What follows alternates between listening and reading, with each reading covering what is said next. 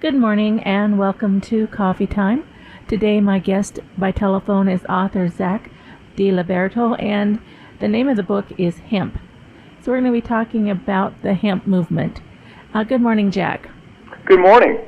Jack, what alerted you to the industrial hemp movement and the injustice that has destroyed this industry? My co-author, Nini Martino, and I, we had been introduced through some activist friends out in Florida, and we both had a great interest in hemp as just the plant and the history of it. And the more that we researched it, the more amazed that we were to find out what the actual history of this crop was in America. There's so many important historical ideas that we were not aware of, and I don't believe that most of this country is aware of, and neither did she. So as we're going along, we find out these things. Well, for instance, George Washington was a hemp farmer. Thomas Jefferson was a hemp farmer. The first American flag was sewn with hemp fiber. All these interesting facts about hemp. The Constitution of America was written on hemp paper. The more that we found out, the more we're thinking, people don't know this. I didn't know that. I always was taught, like a lot of other people, that industrial hemp was the same as marijuana, which it's not. So the more that we went, we said, this is a story that just has to be told. We have to educate people about this, and we have to show them that this was a very important crop and that it was destroyed because of greed and because of a government conspiracy, and that it's something that we need. We need this back. We need to create another green revolution, and hemp is going to be a big part of that. What are the personal emotions and hardships of the people in your book whose lives were destroyed with the destruction of the American hemp industry compared to the hardships of countless American families today? Well, that's a great question. The people in our book, the main characters are fictional, so it centers around the lives of a hemp farmer and his daughter. And it was a very real struggle that hemp farmers in that era were experiencing because, like I said, hemp had been a crop in this country for generations, and suddenly they're faced with people that were taking their livelihood away. So it relates in a lot of different ways. There's a great parallel between what happened then and now. When you look at, for instance, say the wars in Iraq or the situation in the Middle East and things like that, a lot of people feel that behind the scenes there's a drive to get a hold of that oil and get us over there. And whether or not that's true, it definitely relates to what happened in this period, because the hardships that were put on these people were there because of greed. The hemp industry presented a threat to big oil. V. Henry Ford had invented a car that not only ran on hemp, was manufactured out of hemp plastic, and he wanted to revolutionize the auto industry at that point. So this is 1941, and the oil companies then, of course, don't want that. So they went after him, and they made hemp, impossible to get. He could no longer get the hemp, keep doing what he was doing, and that technology was halted. So those are some of the ways that greed at the top prevented people from the benefits of this great industry that was shut down. You mentioned some of the uses, but what are some of more of the common uses of industrial hemp? It could be as an alternative fuel source. It is used as textiles. There's clothes made out of hemp, obviously leather substitutes. It's a great food source. It's the highest level of protein in the plant kingdom. So it could be used as milk and all different types of food things. It has the highest level of omega-3 fatty acids, even higher than fish, which people find hard to believe, but it's actually quite true. It's used for building. It's used all over the world in buildings and stuff. It's a very strong, very durable, very versatile fiber. It was actually one of the materials used to make the Great Pyramids, and yet throughout the world, it is being used for all these industrial purposes, except in the United States. In the United States, we're the only industrialized country where our government doesn't make a distinction between recreational hemp and industrial hemp. And it's quite tragic. And it's, again, part of the conspiracy that happened 70-something years ago, that it still exists to this day. All these great uses for this plant are being withheld. We need to, create awareness to encourage people to start voting hemp. And once we do that, we will create a green revolution. How would the widespread use of hemp help our environment? If you compare hemp to cotton, for instance, much more useful than cotton. And one of the things that differentiates hemp between cotton is that Hemp doesn't require as many pesticides that cotton does, and pesticides are very damaging to our environment. So that's one of the ways. Also, it's a renewable source of paper. Where it cut down trees and it takes 100 years for those trees to grow, the hemp plant is recycles in 100 days. So, rather than cutting down like all these vast acreages of trees and destroying wildlife, how about if we reintroduce hemp into the equation like it was prior to the industry being destroyed?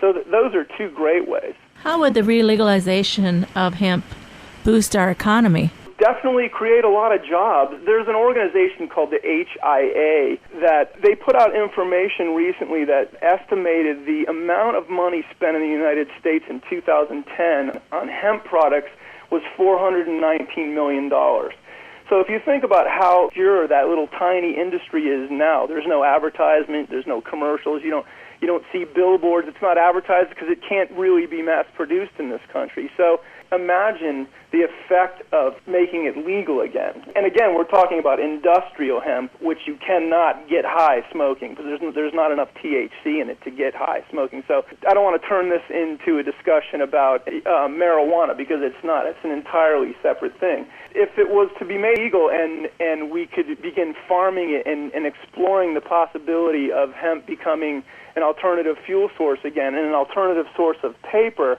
it would be explosive. It would literally change overnight, and so it would create a lot of jobs and a lot of revenue in this country. And that is aside, of course, from the marijuana issue. I mean, people obviously debate that, and they say, well, the government can make more money taxing it and all that. This is a separate issue, even completely aside from the marijuana thing. If we just were allowed to explore and revolutionize the industrial hemp industry again, pick up where we left off 70-some-odd years ago, really be helpful to the environment. You keep mentioning medical marijuana. Why is this so tied in with hemp? It's a combination of things. This was a campaign that was orchestrated by some very powerful people back in the 1930s. You had Andrew Mellon, who was the Secretary of the Treasury for 3 different presidents, one of the richest men in the world, who was also an oil man, of course. Him, as well as William Randolph Hearst, the newspaper magnate, who also owned vast acreages in the Southwest that were, used as a logging industry. So he was behind that, and him along with DuPont, as in the DuPont Chemical Company. These men used a man named Harry J. Anslinger, who was a frustrated prohibitionist in the 1930s. His crusade was against alcohol, and when that battle was lost, as we portrayed in our book, he went into this major depression. He happened to be the nephew by marriage of Mellon, and they recruited Anslinger to the head of the Federal Bureau of Narcotics. And he then went on a crusade against hemp, and he did so for about 40 or 50 years. And their goal was drawn up in 2 parts.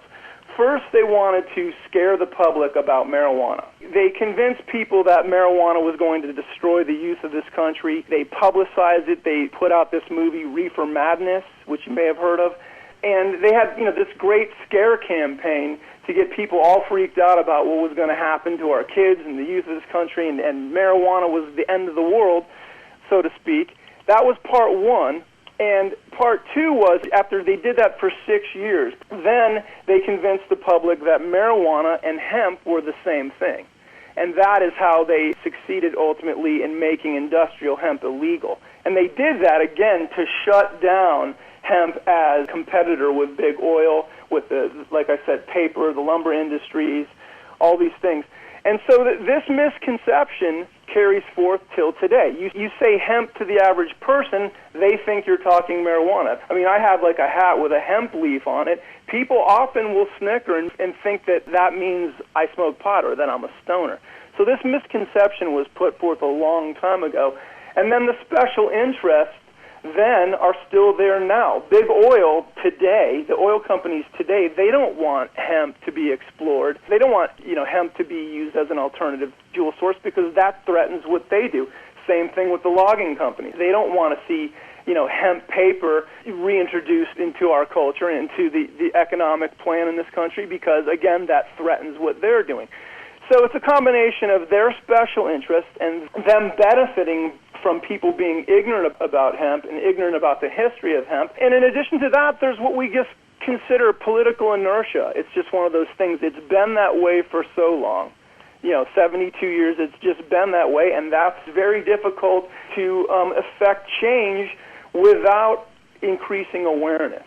So what we feel needs to happen is just people need to become aware of this, and once it reaches a certain tipping point, that's real change will happen. And that's what we're trying to do with this book, and that's what we're going to try to do with the mini-series. We wanted to find a way to get this message out there and really educate people to what the history of this, industry was, why it was destroyed, and what it can do for us now. The past is the past, and it was destroyed because of, the greed of others. What can it do for us now? And the advantages of it are incredible, and again, completely separate from the drug issue, even separate from the medicinal marijuana issue.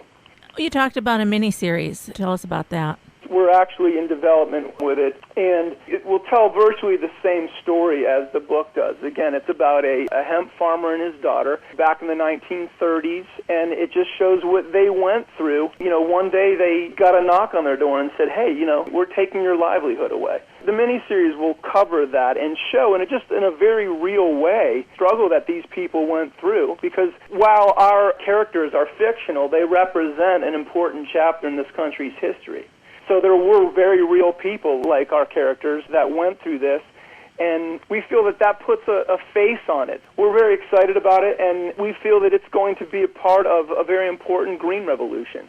Another part about this was that there was actually a green revolution taking place back in the 1930s, and even prior to that. We want to show a lot of these things because if, for instance, you say to the average person diesel, most people will make the connection diesel engine. Well, Rudolf Diesel, who was the man that invented the diesel engine, he believed hemp was the fuel of the future in 1900. 111 years ago, he introduced to the World's Fair an engine that ran on peanut oil, and he was saying back then, look, this is the fuel of the future, which is the exact same thing Henry Ford had done with other alternative fuels, and like I said, hemp.